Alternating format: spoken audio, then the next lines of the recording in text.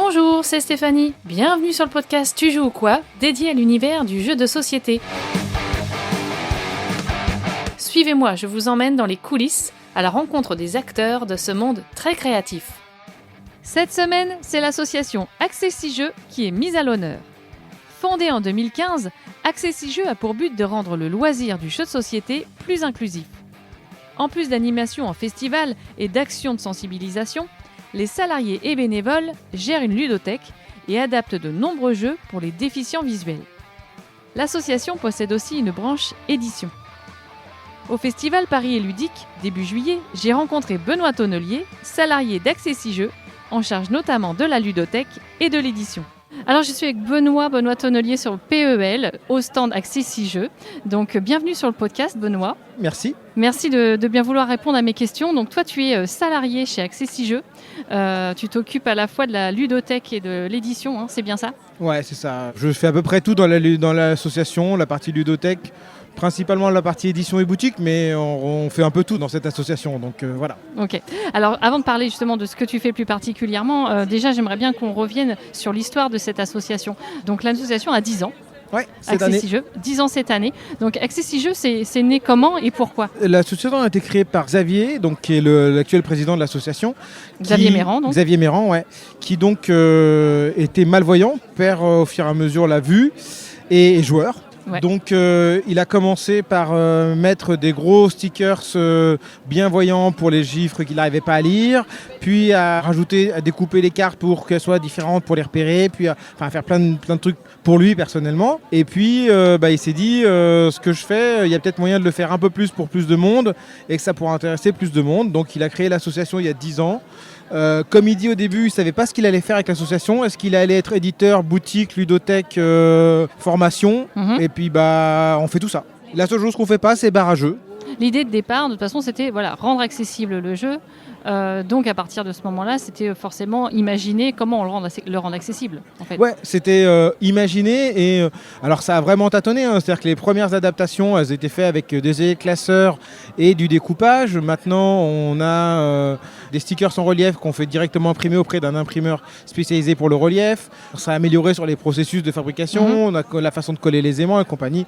On a amélioré tout ça, mais au début, c'était vraiment fait à l'arrache comme on pouvait, quoi. Ok. Et alors l'association aujourd'hui, c'est combien d'adhérents, de bénévoles, de salariés ? C'est 5 salariés maintenant. Nous sommes 5 salariés. Il y a en permanence à l'association 4 services civiques qui nous accompagnent tout au long de l'année. Alors ils changent régulièrement, mais ils sont là avec nous les animations, les adaptations, choses comme ça. Et c'est entre 10 et 15 bénévoles qui sont là avec nous sur les événements, sur les festivals, sur les adaptations qui viennent nous aider tout au long de l'année. Et en termes d'adhérents, je crois qu'on est à 150 ou 200 adhérents à l'association. Après, c'est pas très représentatif le nombre d'adhérents. Ce qui serait intéressant de savoir, c'est la portée de nos jeux, de notre action. C'est-à-dire que nos jeux, ils sont présents dans des ludothèques, dans des médiathèques, dans des bars à jeux et chez des particuliers, dans toute la France, dans toute la francophonie même. Donc le nombre d'adhérents de l'association en elle-même, c'est pas un... C'est combien de personnes ça touche Ouais, c'est combien de personnes ça touche. J'ai pas le chiffre exact, mais on touche beaucoup plus de personnes que nos 100 adhérents de l'association. Bien sûr, oui, à partir du moment où vous êtes présent en ludothèque, ailleurs. On est présent dans beaucoup de ludothèques, beaucoup de municipalités, voilà. Quelles sont les activités d'Accessi-Jeux ? Parce qu'elles sont vastes quand on même. fait tout, alors, tout ce qui est possible. Alors à la base, on est un petit local dans le 12e arrondissement où on a plus de 2000 jeux. On est ludothèque de quartier, donc les gens peuvent venir jouer chez nous. N'importe qui peut venir chez nous. On n'est pas obligé de montrer sa carte d'handicapé pour pouvoir passer la porte. On a 2000 jeux et parmi ces 2000 jeux, on en a 500 adaptés aux déficients visuels. Donc ça, c'est des jeux qu'on a pris dans le commerce auprès des distributeurs ou des éditeurs ou qu'on a achetés et qu'on a adapté, sur lequel on a rajouté des stickers, des aimants, des choses comme ça. Donc ça, on en a 500 dans la ludothèque qui sont adaptés. Donc les gens peuvent venir jouer avec, venir les emprunter. Et l'idée, c'est que quand un non-voyant passe la porte de la ludothèque et qu'il y a des voyants qui sont en train de jouer, on mélange tout le monde et tout le monde joue ensemble. Voilà, l'idée, c'est surtout pas de faire le club de jeu de non-voyants. Oui, bien sûr. L'idée, c'est quand on parle d'inclusion, c'est qu'on puisse jouer ensemble, les uns et les autres. Beaucoup de personnes voyantes n'osent pas passer la porte de nos ludothèques en nous disant « Non, on ne va pas piquer la place de non-voyants ». Bah non, en fait, au contraire. Passez la porte et vous découvrirez ce que c'est que jouer avec des non-voyants, travailler ensemble et voilà. Donc ça, c'est la partie ludothèque de l'association. On a aussi une partie boutique en ligne sur les 500 jeux qu'on a. Il y en a quelques-uns qui ont des coûts d'adaptation qui sont assez réduits. Parce que l'adapter des jeux coûte très cher. Pour certains jeux, un jeu qui coûterait 15 €, on a 30 ou 40 € d'adaptation. Ah oui, d'accord. Donc ça, on ne le propose pas à la boutique. D'accord. On ne va pas le mettre dans notre boutique. Mais des jeux qui ont des coûts réduits, qui sont intéressants, on les propose directement sur notre site internet. Donc les gens peuvent les acheter sur notre site internet. D'accord. On en a une petite centaine de jeux qu'on a comme ça. Il y a quoi, par exemple, comme ça que vous auriez pu adapter Là, facilement qu'on vend énormément, mais comme toute boutique de jeux, c'est Trio. Ouais. Trio, je pense qu'il doit être entre 14-15 € je pense en boutique à peu près. Et nous, adapté, il est à 18. Ok. Sachant que si on est adhérent à l'association, chez nous, ils sont 20% de remise. Donc il est quasiment au prix normal. Au même prix. Alors comment vous avez fait pour adapter Trio? Trio, on a rajouté des petits stickers en relief dessus. Qui sont pas du braille, parce qu'il n'y a que 10%, entre 5 et 10% des non-voyants qui lisent le braille. Ah, ok. Donc malheureusement, pas assez de monde lit le braille. Donc nous, on a inventé un petit système. On a révolutionné le monde. On a inventé les chiffres romains. Un rond avec un point, c'est 5. Un carré avec un point, c'est 10. Et après, il y a les petits points en dessous. Donc, Ok. par exemple, si j'ai un 8, j'ai un rond avec un point. Puis en dessous, 3 petits Trois points. petits points. D'accord. Et ça, c'est assez facile à mémoriser. Les gens comprennent bien. Ils mettent un petit peu de temps sur la première partie. Il faut quelques minutes pour comprendre comment ça marche. Mais une fois que ça c'est compris, tout le monde peut jouer à tous nos jeux. Voilà, donc là l'intérêt d'un jeu comme ça, c'est qu'on peut le jouer effectivement avec un voyant, Oui. avec lui jouer avec sa version traditionnelle, mais le fait qu'il y ait les stickers en plus, on Voilà, peut jouer avec. les stickers sont transparents, Voilà. sont discrets. Le nombre de fois où moi je fais jouer ces jeux-là sur les festivals et les gens me disent « Ah mais j'avais pas vu à quoi ils servent les petits stickers là ?» Bah, on explique à ce moment-là. En général, on fait jouer les gens comme ça, on leur dit pas. Et puis ils disent au bout d'un moment « Mais à quoi Il y a ça quelque sert les chose, petits trucs là en relief ?» Et donc à ce moment-là, on leur dit bah c'est peu que les non-voyants, vous voyez, il y a un non-voyant qui arrive, il va pouvoir jouer avec vous quoi. Donc là, en fait, ça c'est pareil, c'est une activité de l'association finalement. Il y a les bénévoles ou les salariés, enfin ensemble, vous travaillez sur comment on adapte ces jeux. C'est ça, on a donc 500 jeux adaptés comme ça, donc on fait des fiches d'adaptation où on explique comment on a adapté tel jeu, comment on a adapté tel jeu, comment on a adapté tel jeu. Donc quand on a des jeux en boutique comme Trio que je disais qu'on vend sur notre site internet, un nouveau bénévole ou un nouveau service civique qui arrive chez nous ou un nouveau salarié même arrive, prend la fiche d'adaptation de Trio et regarde, on lui dit coller un sticker ici, coller tel chiffre là, coller ça. Il suit la procédure et puis il peut du coup vendre ce jeu directement en boutique quoi. Ok, il y a différents types de déficiences visuelles. Ouais. Donc j'imagine qu'on n'adapte pas forcément pareil. Alors nous on part sur tous nos jeux adaptés pour les personnes non voyantes. D'accord. Donc on a pris le pire cas. Ouais, ok. On a quelques jeux pour les malvoyants, mais c'est assez rare. On n'adapte pas de jeux pour le malvoyant. On repère des jeux, on dit tiens, celui-là, un malvoyant peut y jouer. On a aussi quelques jeux, nous on dit qu'il faut un voyant à la table.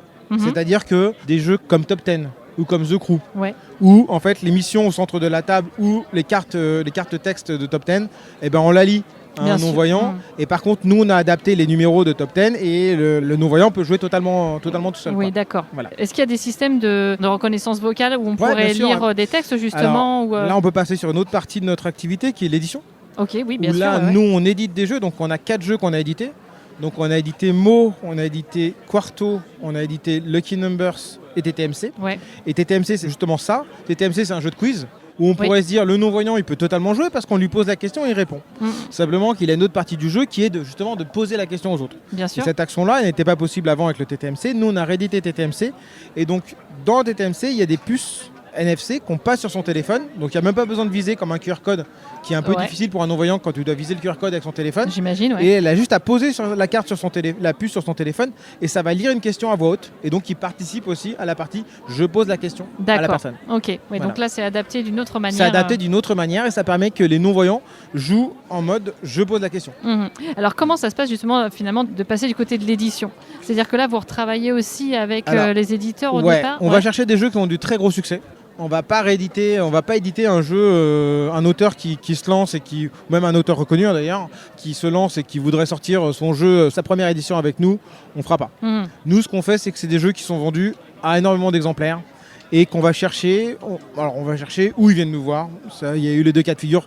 Pour l'instant, on a arrêté. Les éditions sont un peu en pause actuellement. On parlera de l'avenir plus tard, mais pour l'instant, nos éditions sont un peu à l'arrêt. Mais les 4 jeux qu'on a choisis, c'était des jeux qui avaient des très très gros succès et qu'on cherchait, qui étaient des cibles qui étaient demandées aussi par notre public. D'accord. Parce que nous, maintenant, avec des années d'expérience, on a repéré le public qu'on avait. On n'a pas de public hardcore gamer.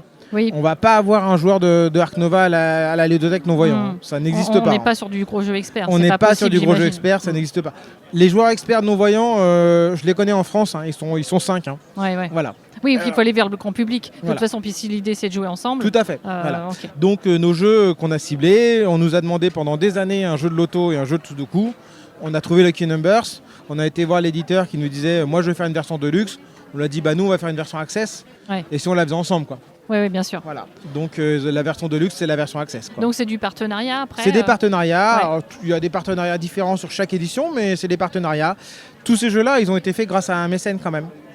C'est-à-dire qu'il faut bien être conscient que ça coûte très cher à faire ces méthodes adaptées. Ouais. Donc du coup, on a eu un mécène pour chaque édition. Alors c'était des mécènes différents, mais on a eu chaque fois un mécène en fonction des éditions pour adapter les jeux. Et qui sont ces mécènes? C'est AG2R La Mondiale pour trois d'entre elles et c'était la Fondation de France pour le quatrième. D'accord, ok. Voilà. Donc là, il y a de la recherche, il y a un travail aussi finalement de prospection, j'imagine. De recherche aussi. de mécénat, Ouais, bien sûr, de Ouais. mécénat et de financement, d'appel à projet. Ouais. On a une personne qui fait quasiment que ça chez nous. Et combien ça coûte alors justement, par exemple, TTMC, le Eh refaire ben, globalement, ça coûte 25 et 30 000 euros de plus par rapport à la production initiale. D'accord. Ah oui, quand même. Donc c'est quand même un sacré coût. Et dans ces comme ça, vous les éditez à combien d'exemplaires ou... Ça dépend desquels. TTMC, Quarto et Lucky Numbers, ils ont des portées internationales. Donc ils sont présents dans d'autres pays. Nous, on distribue nos jeux. Donc en fait, les partenariats avec les éditeurs sont très différents, mais il y a un réseau de boutiques Basse Vision qui existe dans le monde pour les boutiques, pour les personnes malvoyantes. Et nous, on se occupe que de ce réseau-là. Le réseau boutique P, boutique de jeux, tout ça, on laisse ça à l'éditeur original du jeu. D'accord. Donc il a ses boîtes de jeux que lui, il distribue dans ses différents réseaux. Donc ça, nous, on s'en occupe pas. Mais Quarto et Lucky Numbers, eux, ils ont des portées internationales. Donc nous, on les a vendus en Espagne, en Angleterre, en Autriche, en Allemagne, en Italie. Donc ceux-là, ils sont portés internationales. TTMC, il est franco-français. Ouais. Et donc, on a fait beaucoup plus petites productions. Quoi. Bien sûr. Voilà. C'est même pas francophone parce que j'avais appris qu'il y a une version belge parce que les questions sont spécifiques. Oui, bah oui, c'est sûr. Même je pense qu'au Québec, c'est un peu différent. Il y a une version aussi québécoise. Oui, bien sûr. Et est-ce que justement, il y a d'autres associations en Europe, ailleurs, qui se font un peu le même travail que vous finalement? On est un peu les seuls.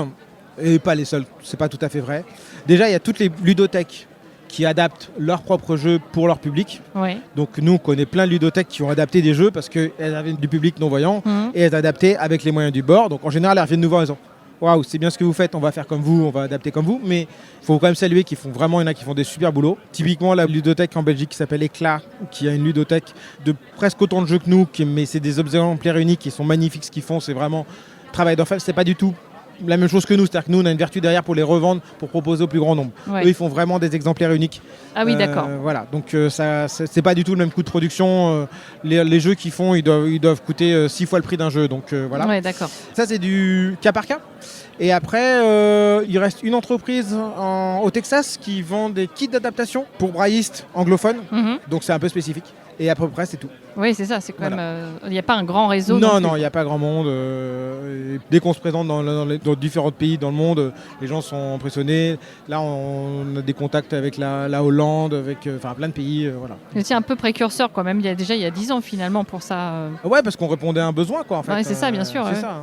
Et alors, à quoi il faut être vigilant pour rendre un jeu accessible, en fait? Parce que nous, forcément, quand on est voyant, on se rend pas compte, en fait. C'est très facile de se piéger. C'est-à-dire que régulièrement, de moins en moins, mais régulièrement, pendant longtemps dans l'association, on prenait un jeu et mécaniquement on l'adaptait. Et on faisait jouer.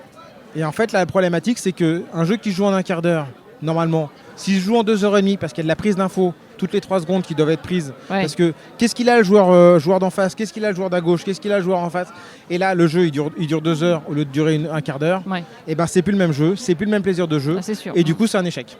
Nous on a l'exemple fréquent, on l'a encore eu la semaine dernière, des jeunes qui sont venus nous voir en disant on a adapté Azul. Nous aussi on l'a adapté. On l'a adapté à Azul, mais on le fait pas jouer. On estime qu'il n'est pas adapté chez nous. Parce que les petits pions, facile à mettre des stickers dessus. Les pions pour qu'ils bougent pas, facile. Il y a des plateaux qui existent déjà tout faits. Avec des cases un peu. Donc avec des cases, tout ça c'est facile. Le seul problématique, c'est que quand c'est à toi de jouer, il faut que tu prennes toutes les informations de toutes les usines et en plus de tous les joueurs autour, où ils en sont sur toutes les informations. Donc, une fois qu'on t'a donné toutes les informations, ton cerveau il a explosé, tu te souviens plus où t'en es. Ouais, je veux bien croire. Voilà. Ouais. Donc le jeu n'a plus d'intérêt en termes d'adaptation. C'est pas fluide en fait. C'est pas fluide. C'est pas fluide, c'est pas agréable. Et en fait, le non-voyant et même les voyants autour de la table prennent aucun plaisir au jeu. Bien sûr, ouais. On a plein de jeux, nous. On s'est dit, tiens, mais c'est facile, on l'adapte, vas-y, on prend le matériel, on modifie et ça fonctionne. Non, on prend le modifie, ça fonctionne, mais pas bien. C'est ça. Mal. Donc ça marche pas. Ça n'a pas d'intérêt vraiment. Voilà, ça n'a pas d'intérêt, ça rallonge le jeu.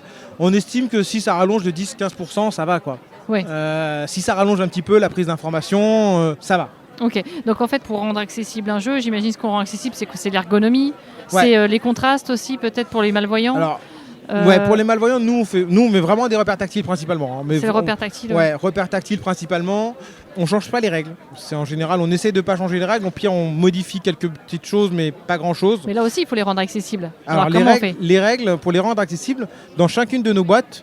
Alors, pour nos jeux édités, au dos de la boîte, il y a un QR code qu'on scanne, qui va ramener vers une vidéo en audio, donc qui va décrire qui va expliquer les règles, et qui en plus, pour un autre type de handicap, est en langue des signes. D'accord. Voilà. Donc là aussi, on travaille quand même, nous, pas que sur le handicap visuel, on travaille sur d'autres handicaps. Et donc, nos jeux édités, ils ont des vidéos règles en langue des signes. D'accord. Pour les autres jeux, à l'intérieur de la boîte, dans la boîte, il y a un QR code qui ramène vers la règle en audio. Ok, donc là déjà on est sûr, au moins la règle est accessible. Donc la règle est accessible, voilà. Ok, donc une fois qu'on a eu ça, Une fois qu'on a fait ça, après en termes de matériel, nous, la majorité de nos jeux, c'est ce que j'explique, c'est quasiment que des jeux de cartes. Je veux dire, en termes de plateau, ça doit être 5%. D'accord. Parce que dès qu'on commence à avoir des plateaux, il y a de la prise d'information. Il y a des jeux, justement, ce que j'expliquais tout à l'heure, avec des voyants à la table. Typiquement, les jeux de course, c'est assez facile. Parce que quand ça vient ton tour, on va te dire Bob, il est à 4 cases de toi, Roger, il est 4 cases derrière toi, et Henri, il est 6 cases devant. Et donc là, c'est facile. La représentation dans sa tête, elle est facile. D'accord. Par contre, si c'est un plateau où il y a 4 pistes de score, et qu'il y a une roue crantée, et que voilà. Des placements de dés, ou je ne sais quoi. Les placements de dés, ça, on fait pas. Donc ça, on n'adapte pas, et voilà, c'est pas adaptable, quoi. Les jeux de cartes, dès qu'il y a des couleurs et chiffres, on peut faire assez facilement. Assez facilement, mais il peut y avoir l'échec que j'expliquais tout à l'heure de la prise d'information qui compliquerait le jeu. Mais dès qu'il y a couleurs et chiffres, on fait assez facilement. Et après, il y a quelques jeux où on met des nomenclatures. On crée des codes avec nos stickers. Par exemple, si on joue à Loup-garou pour une nuit. Donc Loup-garou, typiquement, c'est un jeu qui pour nous est totalement inaccessible pour les non-voyants. Mais Loup-garou pour une nuit est totalement accessible. Et Loup-garou pour une nuit, pour les personnages qui sont à peu près les mêmes que Loup-garou, le voleur, on va mettre une sorte de petite fenêtre tactile, parce que le voleur passe par la fenêtre. La voyante, on va mettre 2 stickers ronds pour faire des lunettes, pour celle qui voit. Voilà, on va faire des stickers avec des représentations et des analogies pour que ça soit plus facile entre le sticker et l'effet. Ok. Il y a aussi, tu parlais de cartes de bord arrondi, parfois c'est important aussi. Alors c'est important pourquoi par exemple ? Ça peut être important pour certains jeux où on a 2 informations à gauche et à droite qui sont à peu près la même. Et du coup, en fait, vu que le non-voyant il ne sait pas si la carte il l'a prise à l'endroit, à l'envers. En arrondissant un coin, on lui dit la carte, elle sera à l'endroit si en haut à droite c'est arrondi. Et du coup, il prendra la carte toujours dans le bon sens. Et si on met des stickers à gauche et à droite, on lui dit à gauche tu as telle info et à droite tu as telle info. Si c'est pas arrondi, c'est pas différencier la gauche et la droite. Il peut prendre la carte complètement à l'envers. Bien sûr. Voilà. Donc il y a ça, il y a le côté relief, donc ça tu l'as dit, c'est important. Et après il y a quelques jeux, je disais qu'on faisait quand même quelques jeux de plateau. Il y a quelques jeux de plateau où on rajoute des aimants. On met des aimants sur le plateau, on met des chemins guidés avec des lignes en relief qui permet de se retrouver sur le plateau. Voilà. C'est Quarto aussi, vous avez, je crois, c'est ça, des aimants. Quarto, lui, on l'a réédité. Donc lui, on l'a refait réimprimer, ressortir, imprimer. J'exagère sur Quarto, c'est pas tout à fait vrai, mais on refait fabriquer avec des aimants directement intégrés dans le plateau. C'est ça, pour éviter que les pièces ne bougent, en effet. C'est ça, les pièces ne bougent pas, voilà. Oui. Et est-ce que vous êtes sollicité pour amener votre expertise, maintenant votre expérience aussi à d'autres éditeurs, à différents éditeurs, parce qu'il y a aussi la gamme Access Plus maintenant chez Asmodée. Access Plus qui est sur des jeux justement pour les troubles cognitifs. On travaille ensemble, on travaille régulièrement avec Access Plus, mais eux travaillent sur tout ce qui est troubles cognitifs. D'accord. Donc ils ont une gamme de jeux, c'est Asmodée qui a créé Studio, c'est une gamme de jeux, les succès d'Asmodée, qui est refait avec différents niveaux de difficulté, des simplifications de règles, des modifications de règles, des choses comme ça, pour les personnes qui ont des troubles cognitifs. Nous, on travaille régulièrement avec ces outils-là parce qu'on travaille avec d'autres handicaps, on ne travaille pas que la déficience visuelle. C'était la base de la création de l'association, mais l'association, comme on dit toujours, elle s'appelle Access6Jeux, pas Access6Jeux. Oui, bien sûr. Donc on travaille avec d'autres handicaps à l'association, et donc ces outils, c'est vraiment des très bons jeux pour les troubles cognitifs. Donc ça, on travaille avec eux. Pour tout ce qui est des éditeurs, clairement, on ne leur demande pas de nous sortir des jeux adaptés directement pour les déficients visuels. D'accord. On le voit bien, j'ai dit tout à l'heure que ça coûtait une fortune de le faire. Par contre, on est là mais parfois des stickers, ça peut suffire. Ça coûte très cher les stickers. Chaque petit sticker coûte 10 centimes. Ah oui, d'accord. Quand on a un 8, je disais tout à l'heure, c'est un rond avec un point et 3 petits stickers en dessous. Une carte 8, elle coûte 40 centimes. D'accord, ok. Ça va vite, ok. Ça va très vite. Donc non, on ne demande pas aux éditeurs de rendre des jeux accessibles aux déficients visuels. Par contre, on leur demande d'être attentifs au contraste, aux couleurs, aux daltoniens. On travaille, nous, avec l'Union des éditeurs de jeux. On a été missionnés par l'Union des éditeurs de jeux pour travailler sur un label qui s'appelle le label Colorblind, Colorblind Friendly, où on labellise des jeux pour qu'ils soient accessibles aux daltoniens.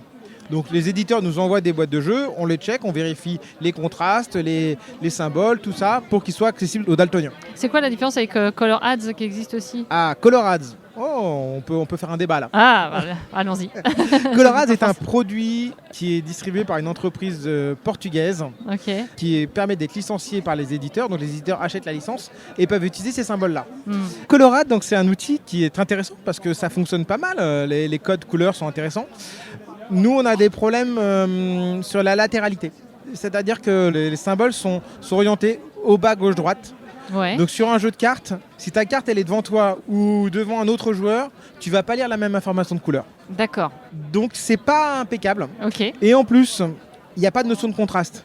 C'est-à-dire que si tu mets le label Colorad, mais que tu mets tes symboles en blanc sur du jaune, oui, ça marche pas. Oui, mais t'es Colorad. Oui, d'accord. Ce que tu veux dire, c'est que ça ne pousse pas assez le truc pour être complètement accessible. C'est-à-dire que ça va pas répondre automatiquement. Il y a des daltoniens qui vont pas pouvoir jouer avec des Colorad. D'accord. Il y a des daltoniens qui vont malheureusement pas pouvoir jouer. Parce qu'on a différentes sortes aussi de daltonisme. Voilà. Donc nous, le label sur lequel on travaille, on essaie de travailler pour quelqu'un qui voit en noir et blanc. D'accord. Ok. Que tout le monde puisse jouer donc avec. On travaille sur des contrastes. On travaille sur des contrastes. Voilà. Là, les contrastes, c'est le plus important. C'est presque les symboles, bien sûr, c'est important. Mais le contraste, voilà, ce que je te dis, c'est tu peux être labellisé Colorad en mettant tes symboles blancs sur du jaune. Oui, d'accord. Et personne ne voit rien, quoi. Personne ne s'en rend compte. Okay. Et il y en a. Ouais. J'ai des exemples de jeux qui sont sortis avec du Colorad qu'on ne voyait pas. D'accord. Tu veux balancer ou... Non, je les aime bien. Ok. Le label, tu me disais, il s'appelle comment du coup? Colorblind Friendly. Colorblind Friendly. Et là, vous travaillez avec l'AEH. C'est l'AEH qui a le label. C'était un label qui a été créé par Repoprod initialement et qui s'est dit je ne peux pas labelliser les jeux des autres éditeurs, ce qui est un peu logique. Donc il a redonné le label à l'UEJ et l'UEJ nous a missionné, nous, en tant qu'association indépendante, pour labelliser les jeux des éditeurs. Okay. Donc il y a plusieurs jeux qui ont ce logo-là, les jeux de chez Repoprod principalement, et puis il y a pas mal d'éditeurs qui ont fait la démarche de labelliser. Et après, nous, outre cette démarche de labelliser les jeux pour le Colorblind, régulièrement les éditeurs, ça fait 10 ans qu'on est dans le milieu du jeu, oui. On arpente les festivals toute l'année, on les voit régulièrement, ils savent ce qu'on fait, et ils viennent nous voir régulièrement, ils ont « Regarde, j'ai tel jeu qui sort, qu'est-ce que t'en penses ?» Bah, si tu changes ça, ça corrige ça, si tu changes ça, ça change ça. Moi, j'ai l'exemple, je le cite souvent, il est un peu ancien, mais Ocaluda avait un jour, une année, sorti un jeu avec un plateau, et il me dit « Il faut que j'imprime quelque chose au dos du plateau, qu'est-ce que je peux faire ?» Le plateau était très joli. Ouais. De l'autre côté, je lui dis bah, tu fais le même plateau, mais avec un contraste différent, plus forcé. Je lui dis ça va peut-être servir à 2 personnes, hein, mais l'accessibilité, ça se compte pas en nombre de personnes. Ouais. Et donc, puis un plateau peut être recto verso. Peut-être que ça te coûte rien de l'imprimer. Donc tu changes les contrastes, ça va pas te prendre longtemps en termes de graphisme. Et puis de l'autre côté, au dos, tu l'imprimes. Donc il l'a imprimé au dos. J'ai jamais eu personne qui est venu me voir en me disant super, j'ai le plateau au dos qui était contrasté, mais ça a peut-être servi à quelqu'un. Ça peut faire une différence. Ça peut faire une différence. Ouais. Et ça lui coûtait pas plus. On ne demande pas justement qu'ils mettent leurs stickers en relief, des choses comme ça, mais sur du graphisme, sur des choses comme ça qui ne coûtent pas beaucoup plus cher, bah, pensez au contraste, pensez aux pictos, aux choses comme ça. Si on doit faire passer un message sur qu'est-ce qu'on peut faire de simple, en fait c'est ça. Le truc le plus simple à mettre en œuvre, c'est ça. Si j'ai le choix entre une police 6 et une police 8, eh ben, je mets une police 8. De toute façon, c'est ce que je dis toujours. Hein. Si ça facilite la vie d'un voyant, ça facilite encore plus la vie d'un malvoyant. Oui, bien sûr. Si ça gêne un tout petit peu un voyant, ça gêne énormément un non-voyant. Ouais. Tu as la place pour mettre une police un petit peu plus grande, mais tu trouves que ça fait un petit peu moins joli, mais que ça change pas grand-chose, bah passe à la police dessus. Ouais. Ça change rien. Tout à fait. Il y a aussi un rôle important de parrain de marraine chez vous. Ouais, chez nous, ouais. Ouais, il y a eu Théo Rivière. Il y a eu Théo Rivière, il y a eu Bruno Catala, il y a eu Guillaume Chifoumi. Guillaume Chifoumi. Ouais, j'ai fait dans l'ordre inverse, alors ça va être compliqué. Vas-y, recommence dans le bon sens peut-être si tu veux. Il y a eu Bruno Catala qui était le premier. Ensuite, il y a eu Mathieu Bonin, Mathilde donc de chez Gigamic à l'époque, Guillaume Chifoumi, Théo Rivière et maintenant Erwin, voilà. Donc avec qui vous aviez déjà travaillé avec Théo, notamment sur le Black Friday. Sur le Black Friday avec les jeux 61 feuilles d'automne, 16 lueurs d'hiver et 66 fleurs de printemps. Voilà. Ouais, je les ai tous fait du premier coup. Je les avais pas, j'ai confondu. C'est initialement une idée de Philibert qui est venu nous voir un jour, mais vraiment, le jour du Black Friday, nous appelle, nous dit au fait, aujourd'hui on fait une opération caritative pour vous. Ah bon? Pourquoi? Non, parce qu'on n'aime pas le Black Friday et on va faire une opération. Donc pour chaque commande passée sur notre site, on vous reverse 5 euros. Ouais. Donc ça, c'est de l'initiative. Ça a été fait, j'ai plus le nombre d'années, je dirais 5 ans, 6 ans. Et d'année en année, ça a grossi. Et l'année où Théo est arrivé comme parrain de l'association, il a dit moi ce que je veux faire c'est un live caritatif en 24, 12 heures, enfin quelques heures. On l'a fait une année 24 heures, maintenant on fait un peu moins. On a décidé de dormir, c'était plutôt bien. Il a dit je veux faire un live caritatif. Et on lui a dit on va le faire en même temps que Philibert, parce que ça ne se rattrape pas, le Black Friday. Ouais. Et donc maintenant ça fait 3 ans qu'on le fait. 4 ans. Ça fait peut-être 4 ans. Ouais, je dirais 4 ans. Et ça fait 4 ans, on a fait tous les ans. Donc le jour du Black Friday, Philibert continue son offre de jeu. Nous, on participe au live pendant 12 heures ou 24 heures, ça dépend des fois, avec Erwin, Théo, Maxime de Philibert et puis l'équipe d'un monde de jeu qui nous accueille très généreusement. Ouais. Et on fait un live sur Twitch très sympa où on récolte des dons grâce à une tombola, grâce à la vente de jeux, parce que Théo, Erwin et Elodie créent un jeu tous les ans. Tous les ans, voilà, ça fait donc ça fait 3e année. Ça fait 3e année, ouais. Un jeu, un petit roll and write qui sont très sympas, très rigolos. Tous les bénéfices vont au profit de l'association. Et c'est un gros moyen de financer l'association. J'allais dire, ça va donner de la visibilité, mais aussi... c'est de la visibilité et surtout, c'est vraiment un gros apport de l'association. L'année dernière, on a récolté 65 000 euros à peu près. Ah oui, quand même. Hein. C'est vraiment énorme. Et l'élan de générosité fait vraiment chaud au cœur. On sent vraiment que les gens sont vraiment dynamiques. C'est vraiment un superbe événement. Ça fait vraiment du bien, ça booste un peu pour l'année. J'imagine que ça va être votre temps fort de l'année et puis ça peut permettre de mettre, de lancer des projets, de financer comme vous. C'est ça. Parce que tu disais, ça coûte cher d'adapter. Donc ça coûte cher d'adapter, ça permet, là, ça va nous permettre justement de.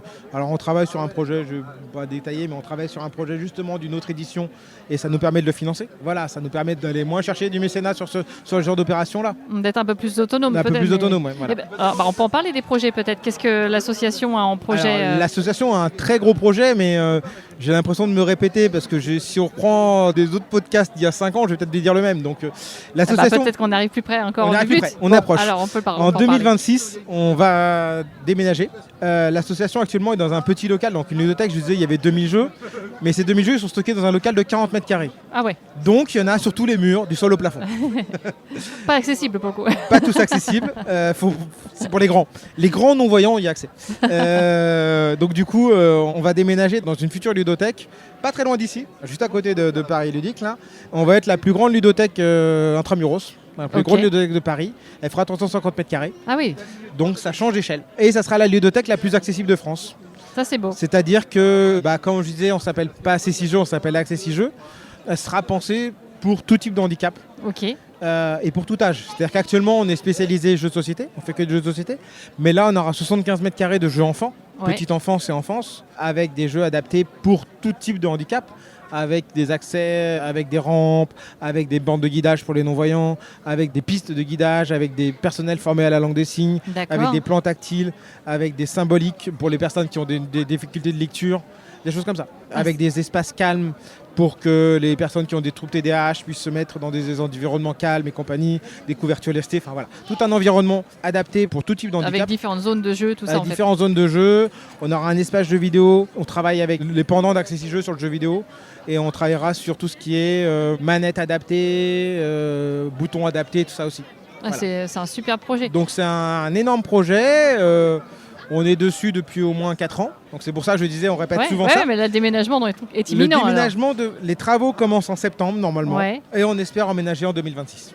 D'accord, bon, ça se concrétise quand même, ça approche. Ça approche. Mais ça n'a jamais été, c'est toujours très très long. Je veux bien croire. Et puis là, c'est vrai qu'en plus, c'est un challenge de le rendre accessible à tout point de vue. C'est un gros challenge. Il a fallu trouver les financements pour faire les travaux. On a embauché une personne spécialement pour trouver les financements. Ça a été un gros challenge. Et alors, j'imagine qu'après, effectivement, les usagers, ça pourrait être aussi des associations ou des instituts. Ouais, tout à fait. On travaille déjà. On a déjà commencé à contacter les associations, les instituts du coin et même un peu plus loin, pour faire des ateliers, des découvertes, des choses comme ça chez nous. On a aussi contacté, parce que ça sera un lieu qui sera quand même accessible à tous les mondes du jeu, donc aussi les éditeurs pour venir faire des présentations, des choses comme ça aussi. Voilà, on veut que le lieu vive. Il pourrait y avoir des événements ludiques peut-être aussi. Tout à fait, ouais. Il y aura sûrement des événements ludiques qui auront lieu là-bas.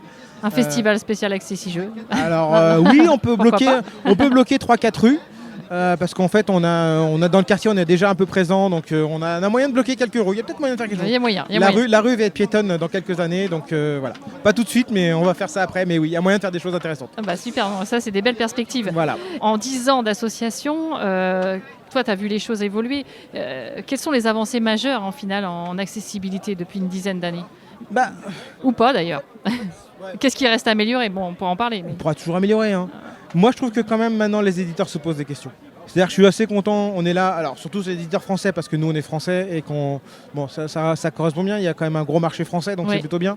Mais les éditeurs savent qu'on est là, parce que nous on est membre de l'Union des éditeurs de jeux, donc on est présent à leur convention, à leur séminaire, ça. Donc ils nous voient, donc ils savent qu'on existe.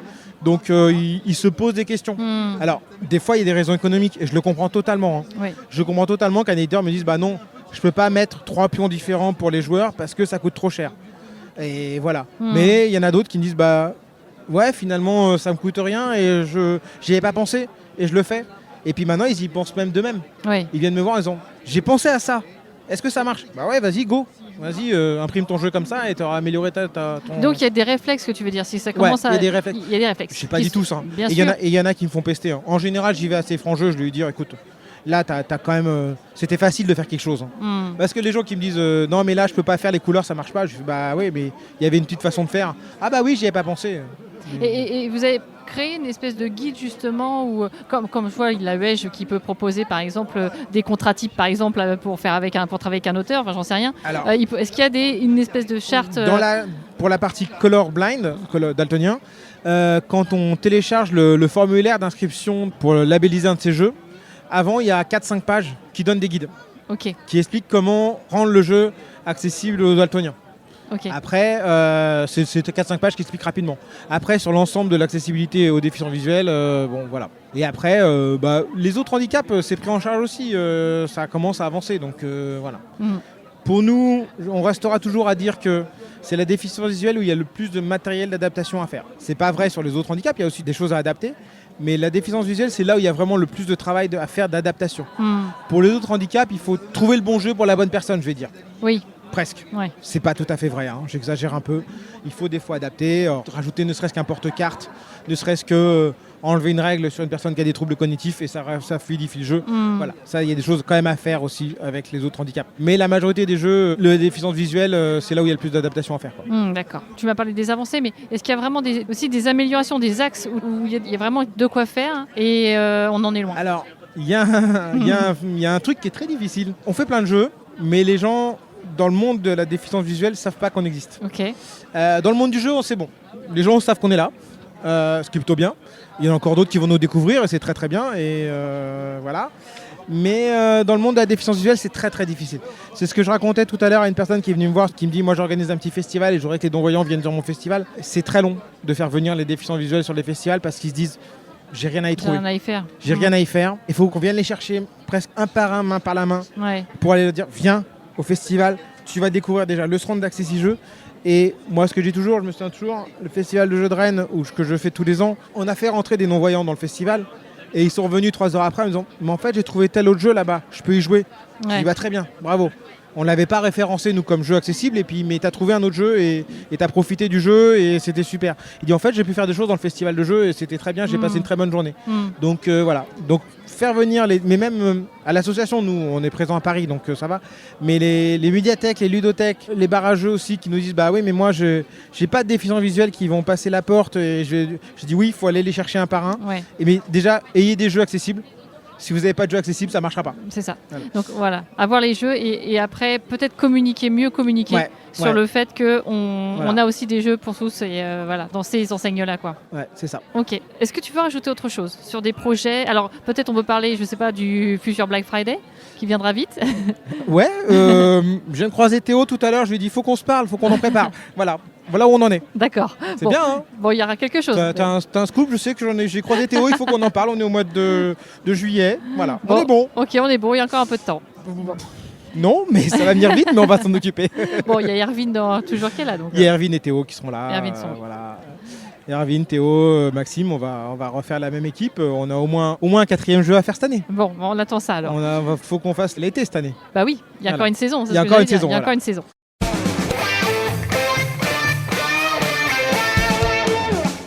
Si tu devais choisir un jeu, lequel serais-tu en fait? Alors moi je réponds souvent Puerto Rico. Ok. Ouais, ça va être Puerto Rico. Et pourquoi? Parce que c'est un des premiers jeux, il y a des années, qui m'a foutu une claque de simplicité et de complexité en même temps. Ouais. C'est-à-dire que je trouve que les règles, elles s'expliquent en 2 minutes.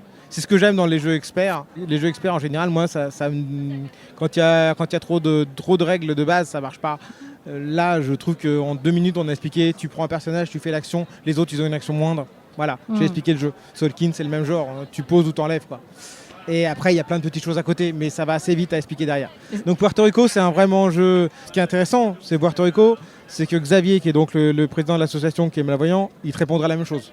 Ok. C'est-à-dire qu'il répondrait à Puerto Rico. C'est-à-dire que c'est un des rares jeux experts qui est accessible aux déficients visuels. Ah oui, et comment ça se fait? Rien n'est caché, tout est en audio-description. Ouais, Donc, ok. bien sûr, tu joues pas avec n'importe quel non-voyant, mais un non-voyant qui a envie de se pencher dessus, on lui décrit tout, et à son tour de jeu, on n'a pas trop de choses à lui décrire, Ok.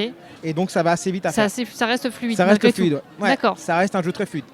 Faut pas jouer contre Xavier, qui est non-voyant, mais en général, il a un bon niveau. Ok. Si tu devais être un univers de jeux de société, qu'est-ce que tu serais? Pas le monde de Puerto Rico, c'est pas cool. Non, pour le coup. Un univers, qu'est-ce que tu as dans un type de catégorie de jeu Non, pas une catégorie, plus un univers, je sais pas, fantastique, futuriste, nature. Plus de la SF, mais c'est rarement les jeux qui m'emballent le plus, mais la thématique m'intéresse plus. Ouais. Ok. Si tu étais une mécanique de jeu. Une mécanique de jeu, je suis un grand fan de jeux de pli. Ok. Donc voilà. Et il y en a des très bons, mais il y en a des très mauvais. Ouais, bah c'est comme tout. Ouais. Si tu étais un auteur de Un jeu, auteur, lequel serais-tu? Alex Randolph, Ok. un peu le papa quoi. Ouais, très C'est bien. grâce à lui qu'on a tout ça quoi. Ok, c'est cool. Si tu étais un mode de jeu, tu serais plutôt solo, compétitif, Coop. coop? Ouais. Grand à la maison, c'est très coop. Ok, très coop. Ok, bah, je te remercie. Est-ce que tu aurais quelqu'un d'autre à me proposer pour une interview dans le monde ludique? Quelqu'un a proposé dans le monde ludique. Ouais, je vais essayer de réfléchir là. Tu m'as posé la question au début, mais j'ai réfléchi et j'arrive pas. Oui, parce qu'en fait, il faut savoir, si je suis chez vous aujourd'hui avec ces 6 jeux, c'était la suggestion de Cédric Boucher, Capitaine Meeple, voilà, Ouais. qui m'avait dit de venir vous voir. Ouais. Si, moi j'adore l'écouter. Il est toujours très très bonne idée. C'est Roberto Fraga. Ah, ok. Roberto Fraga, un très grand auteur de jeux. Voilà. Ah bah oui, ce serait très bien de le faire, effectivement. Je note.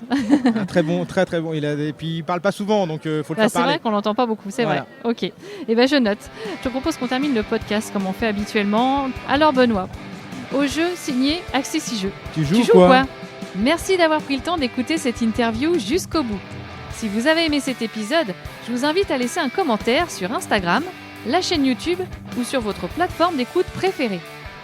Pensez aussi à vous abonner pour ne louper aucun épisode. Dans 2 semaines, je serai avec l'illustratrice Sepio. Avec son univers coloré et poétique, la jeune femme a déjà une belle ludographie. Je vous souhaite un bel été et profitez bien de la route des vacances pour rester à l'écoute.